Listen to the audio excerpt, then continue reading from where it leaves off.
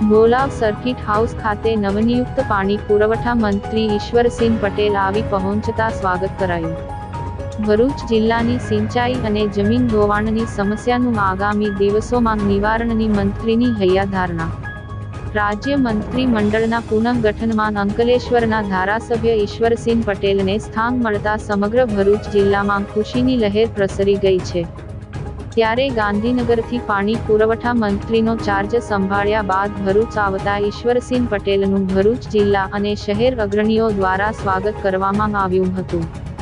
ભરૂચના Bholav circuit house ખાતે મંત્રી ઈશ્વરસિંહ પટેલ આવી પહોંચતા જિલ્લા ભાજપ પ્રમુખ પ્રકાશ મોદી, પૂર્વ પ્રમુખ મારુતિસિંહ હટોદરિયા, ધારાસભ્ય રમેશભાઈ મિસ્ત્રી સહિતના અગ્રણીઓ અને કાર્યકરો દ્વારા ઢોલનગારા અને ફુલહાર સાથે તેઓનું ભવ્ય સ્વાગત કરવામાં આવ્યું હતું।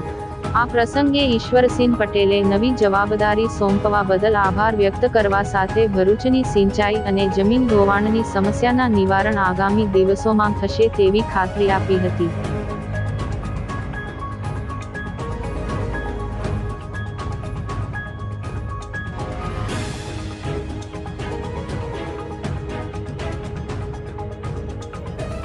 ભરૂચ જિલ્લાની અંદર જે પ્રતિનિધિત્વ મળ્યું છે એમાં અમારા તમામ ધારાસભ્યશ્રીઓને બધાનો આભાર માનું છું, તમામ કાર્યકર્તાઓનો આભાર માનું છું।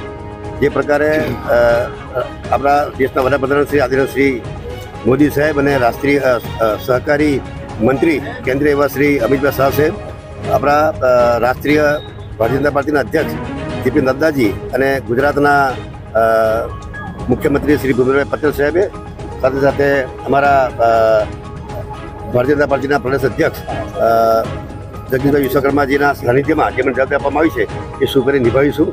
આ ગત વખતે સહકાર ખાતું, તો આ વખતે મને પાણી પુરવઠા અને જળ સંપત્તિ વિભાગ જે આપવામાં આવ્યું છે એમાં કેનલોની કામગીરીથી લઈને ડેમોની કામગીરી લઈને સાથે સાથે પાણી પુરવઠામાં લોકોને ઘર સુધી પીવાનું પાણી પહોંચે એના માટેની પણ આ વિભાગ દ્વારા કામગીરી કરવામાં આવે છે।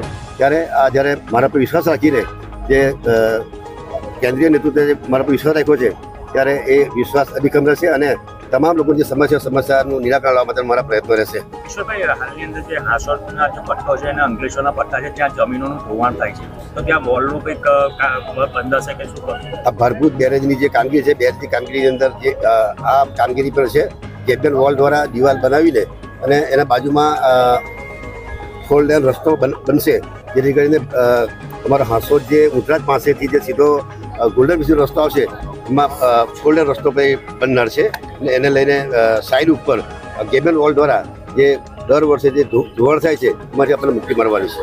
ઈશ્વરભાઈ, હાસોદ તાલુકાની અંદર 90 દિવસ માટે પાણી બંધ રહેવાનું ખેડૂતોની તકલીફ, એના માટે તમારે શું કરશો? 1958 થી 1965ના ગાળામાં જે સ્ટ્રક્ચરો બન્યા હતા અને જે તે વખતે બની ત્યારે 2400 ક્યુસેક કેનાલની કેપેસિટી હતી, એ 2400 પૈકી 2012ની અંદર એમાં 3000 ક્યુસેકની કેપેસિટી કરવામાં આવી અને જે છેવાડા વિસ્તારની વાત કરીએ કે આજથી વર્ષો પહેલાંની વાત કરીએ ત્યારે આ વિસ્તારમાં શેરડીનો પાક થતો નહોતો, ડાંગરનો પાક થતો નહોતો।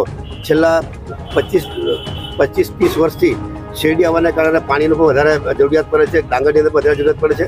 ત્યારે આ ચાલુ વર્ષે એમાં જે 3000 કેપેસિટી છે એની જગ્યાએ 4100 ક્યુસેકની કેપેસિટી કરનાર છે, જેથી કરીને જે ઓલપાડ તાલુકો અને હાસોદ અંકલેશ્વર તાલુકામાં જે વારાવારા ફરી પાણી ચાલુ પડતું હતું, કારણ કે ઉપરથી જે પાણી આવતું હતું એ 3000 ક્યુસેક પાણી આવતું હતું, એને કારણે તકલીફ પડતી હતી।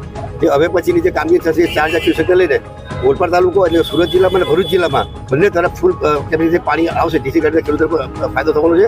અને વાત રહી 90 દિવસની, એ એટલા માટે કે જે જગ્યાએ અંડરગ્રાઉન્ડ કેનાલોમાંથી અંડરગ્રાઉન્ડ ખાડી હોય કે નદી હોય એમાંથી પાણી આવવાનું છે, ઉપરથી બ્રિજ બનીને, એટલે કે અમુક જગ્યા સાતિયા એવા બ્રિજ છે કે જે રીતના આપણે પુલ બ્રિજ ઉપરથી ગાડી ન જઈએ એ રીતે ઉપરથી પાણી જશે। અત્યારે જે સ્થિતિ એવી છે કે જે લગભગ 65-70 વર્ષ પહેલાં જે કામો થયેલા અને એની અંદર પીપરા વલ ઉગી ગયા છે, કિરા પણ પડી ગયા છે, ગમે ત્યારે પણ સ્ટ્રક્ચર તૂટવાની ભીતિ છે। એને કારણે સરકારે આગોતરું પગલું લઈને કે લોકો કદાચ ખેડૂતો ખર્ચો કરી નાખે અને ખર્ચો કર્યા પછી તૂટી જાય ત્યારે તમામ લોકોને ખર્ચો કરેલો માથા પડે, જેથી કરીને 90 દિવસનું રોટેશન લઈને તમામ જે સ્ટ્રક્ચરો છે એ સ્ટ્રક્ચરો રિપેર થાય, નવા થાય, જેથી કરીને આવનારા 50, 60, 70, 80 વર્ષ ચાલે એ માટેનું આજે સરકાર કર્યું છે, એ માટે એનો સરકાર છે આભાર માનું છું। Thank you.